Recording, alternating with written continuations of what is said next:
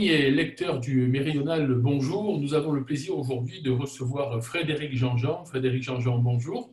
Bonjour. Je le rappelle, vous êtes le secrétaire général de l'UMI 13, l'Union des métiers et des industries de l'hôtellerie.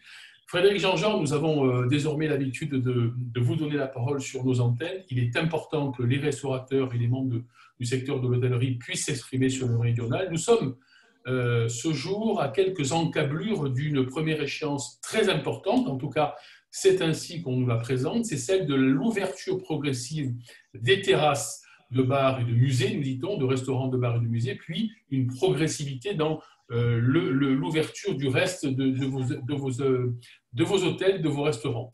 Frédéric Jean-Jean, quelques éléments de précision, si vous voulez, d'abord sur cette première échéance du 17 mai, comment cela va-t-il se passer ? Alors écoutez, de ce qui devrait être annoncé, de ce que nous avons entendu, mais nous attendons d'abord les annonces officielles. On va avoir 3 semaines pour se préparer, grosso modo, à la réouverture. À la période de réouverture, nous devrions avoir les terrasses mises en place et uniquement les terrasses. Sont exclues les salles de restaurant. Dans un deuxième temps, on aurait les terrasses et les salles de restaurant à 50%, donc au bout de 3 semaines. Puis encore au bout de 3 semaines, en fonction des taux d'incidence, on pourrait revenir à un fonctionnement similaire à celui que nous avons eu à l'automne dernier, c'est-à-dire le protocole sanitaire strict par établissement, mais en ayant la possibilité de rouvrir de travailler, normalement, entre guillemets. Donc tout cela nous amène à peu près à la fin du mois de juin pour une ouverture des terrasses et des salles de restaurant à 100%, en respectant évidemment les mesures barrières d'usage, à savoir, vous allez nous le rappeler peut-être, un certain nombre de clients par mètre carré, des distances entre les tables. Vous pouvez nous rappeler ces sujets-là ? Alors, le protocole sanitaire est le suivant. Il y a du gel hydroalcoolique, évidemment, à l'entrée de l'établissement.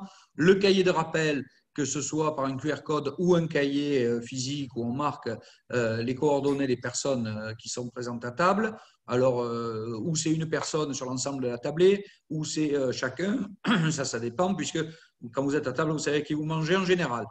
Sachant que le nombre de convives par table est limité à 6 personnes, sachant que chaque table est espacée d'au minimum 1 mètre dans le cadre de ce protocole, et je dis bien 1 mètre de chaise à chaise, et non pas 1 mètre de table à table.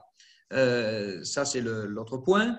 Et il y a aussi dans le protocole sanitaire, pour les professionnels, l'obligation de nettoyer les poignées de porte toutes les 2 heures, les sanitaires toutes les 2 heures, et évidemment toute une information pour le personnel avec une mise en garde sur les symptômes éventuels qui pourraient déceler et voilà l'ensemble des points qui avaient été mis en place. On avait proposé même d'aller un peu plus loin.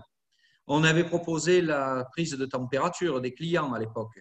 On avait proposé aussi de limiter le temps de présence à table, puisque dans la mesure où les gens qui jusqu'à maintenant circulaient, eh bien, c'était ceux qui travaillaient, on avait proposé de limiter à 1 heure le temps de présence à table, non pas pour faire la bamboche, mais parce qu'on vient déjeuner. Ça nous avait été refusé. Depuis le mois de décembre, nous avions proposé de rouvrir uniquement les terrasses, pour éviter que les gens ne mangent assis par terre. Nous n'avons jamais eu de réponse. Nous y sommes presque, j'ai envie de dire. Alors, vous parliez de l'ouverture à 100% fin juin des salles, mais compte tenu du protocole que vous venez de nous rappeler, il ne s'agit pas d'une ouverture de pleine capacité des salles, mais de capacité limitée en fonction des usages sanitaires, évidemment. C'est ça. Alors, on partirait, donc je vous ai dit, à partir du 17 mai, 3 semaines, ce qui nous amène à la première semaine de juin pour les terrasses. Ensuite, les salles à 50%. Fin juin, on récupérerait les salles dans leur intégralité. Encore que fin juin, je ne sais pas si beaucoup de gens mangent à l'intérieur. Ça reste encore à voir. Voilà ce qui peut être dit. On a la question des aides aussi. Allez y venir, Frédéric. Quid des Ouais. aides qui vous accompagnent ?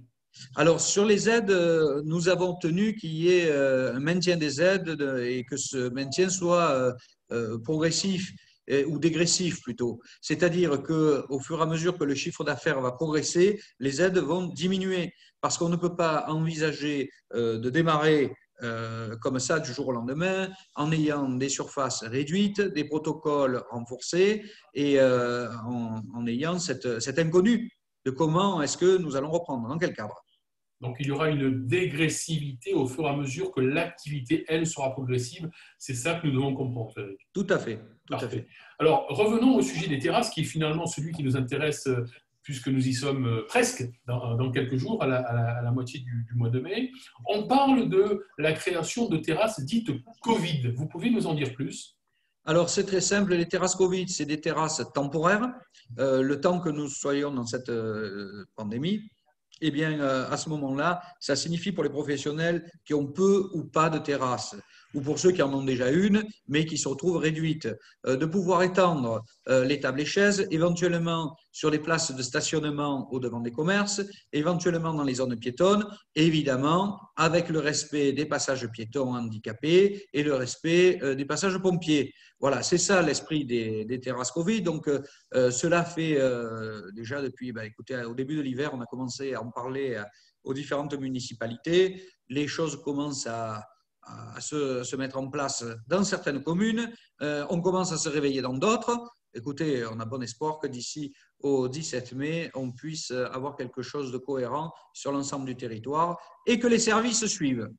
Bien, et Frédéric, voilà un message plutôt porteur d'espoir et finalement, ils sont assez rares depuis de nombreux mois dans vos métiers. Ce que je vous propose, si vous le voulez bien, c'est que nous fassions avec le méridional Frédéric Jean-Jean un point assez régulier. Nous nous reverrons dans quelques jours pour, après les annonces du gouvernement de ce jour, faire un point sur cette réouverture progressive qui nous est annoncée à partir du 17 mai. Merci en tout cas d'avoir passé du temps avec nous et nos lecteurs et nos auditeurs aujourd'hui et à très très vite. Et bonne journée à tous. Merci Frédéric.